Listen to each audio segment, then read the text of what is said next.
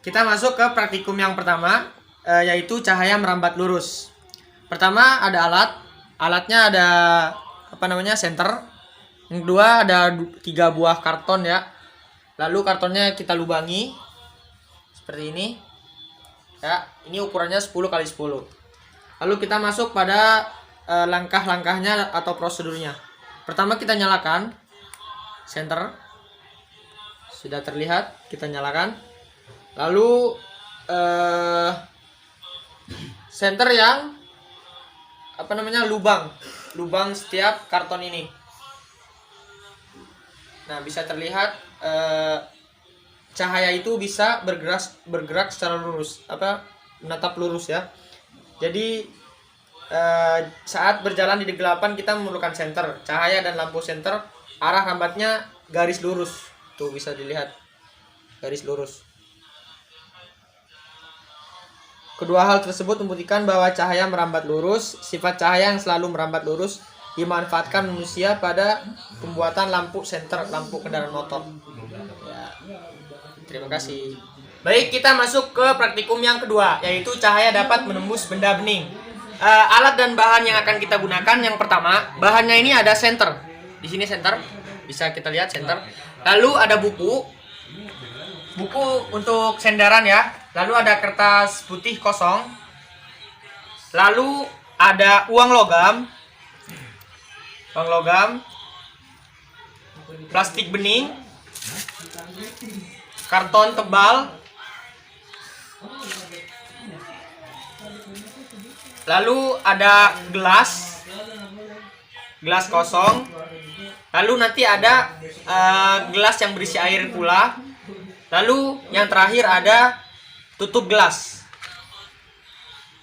Oke, baik. Selanjutnya kita masuk ke prosedur atau langkah-langkahnya. Yang pertama, kita nyalakan senter terlebih dahulu. Baik, senternya sudah nyala.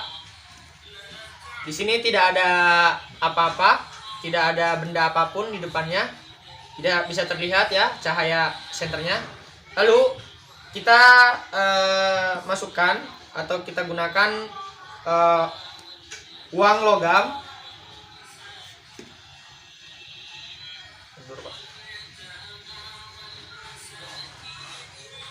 Baiklah, kita lihat ini ada bayangan. Ini menunjukkan bahwa logam bisa menghalangi suatu cahaya. Terus alat yang kedua, plastik bening.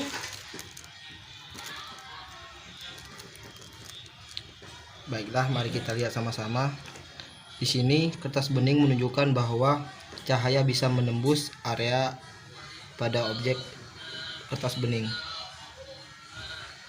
Lalu ada karton tebal. Baiklah, ini karton putih, kita lihat.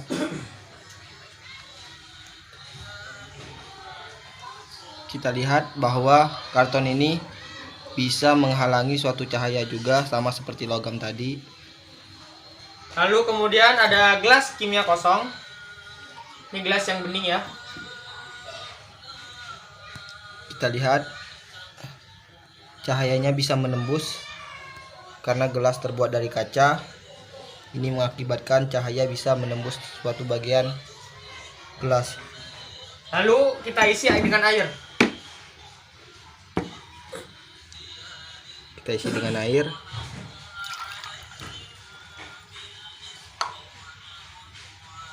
Kita letakkan di depan. Kita lihat di sini menunjukkan bahwa cahaya samar-samar, di mana bisa dibilang tembus dan juga bisa dibilang ada cahaya hitam.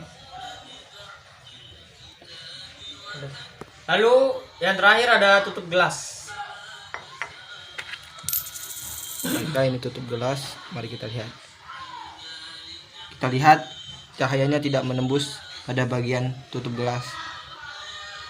Jadi kesimpulannya, bayangan terbentuk karena cahaya tidak dapat menembus suatu benda. Ketika cahaya mengenai tubuh, cahaya tidak dapat menembus tubuh, sehingga terbentuklah bayangan.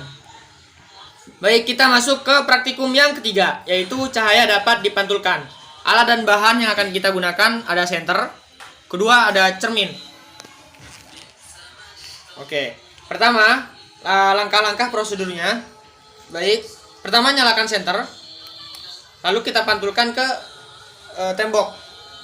Bisa dilihat tidak ada pantulan sama sekali. Lalu langkah yang kedua, kita gunakan cermin. Kita gunakan cermin. Ya.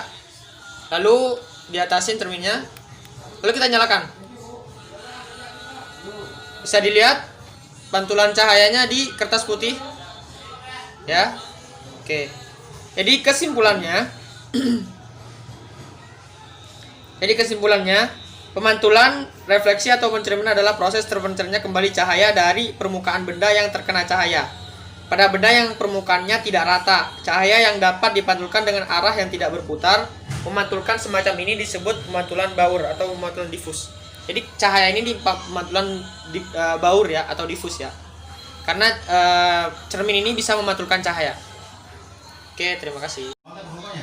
Baik, kita masuk pada praktikum yang keempat, yaitu cahaya dapat dibiaskan.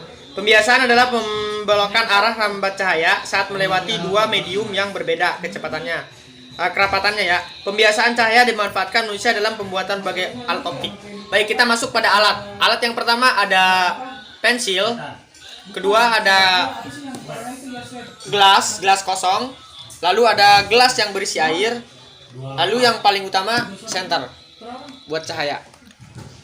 Kita masuk pada langkah-langkahnya. Yang pertama kita masukkan kita nyalakan dulu senternya. Kita nyalakan senternya. Bisa lihat pemantulan cahayanya. Oke, ada. Lalu kita masukkan ke dalam pensil ke dalam gelas. Ya, tuh, ada ya. Ada. Lalu kita ambil pensilnya. Lalu arah senternya kita ke yang ada airnya ya, gelas yang ada airnya. Kita masukkan. Oke, bisa dilihat? Tidak ada sama sekali cahaya daripada pensil. Oke, ini yang dimakan pembuaian. Terima kasih.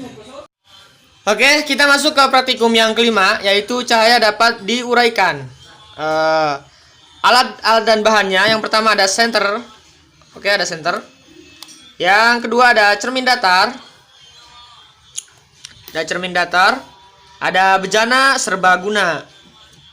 Oke, ada kertas putih kosong, tidak ada apa-apa, tidak ada tulisan. Lalu ada air. Gelasnya tidak termasuk, cuma diambil airnya. Lalu kita masuk pada prosedur pembuatan atau langkah-langkahnya. Kok pembuatan ya? Pertama, taruh bejana di atas kertas, lalu masukkan cermin ke dalam bejana. Lalu pertama kita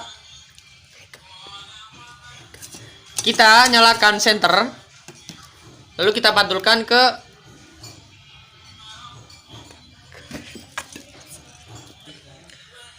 Oke, sudah bisa dilihat pemantulan cahayanya ke kertas putih.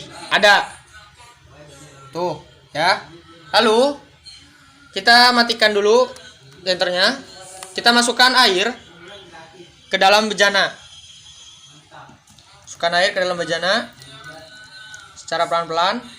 Baik, kita tunggu hingga airnya tenang.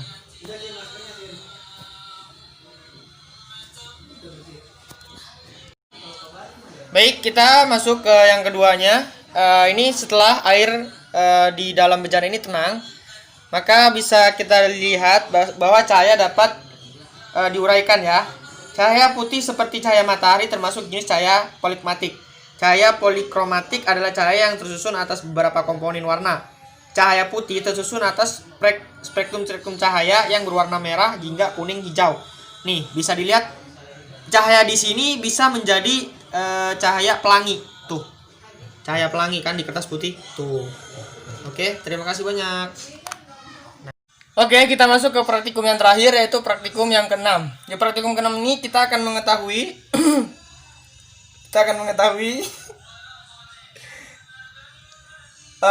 ukuran dan bentuk bayangan suatu benda ditentukan oleh letak sumber cahaya terhadap benda itu. Pertama, alat dan bahannya ada korek api. Di sini ada lilin, lalu ada 2 buah kaca yang sama panjang dan lebarnya. Oke. Ini sudah kita ukur. Ini 30 derajat. Oke. Langkah-langkahnya, nyalakan terlebih dahulu. Ini apa? Lilin. Oke. Kemudian kita taruh di tengah-tengah seperti ini. Ya. Itu yang ukuran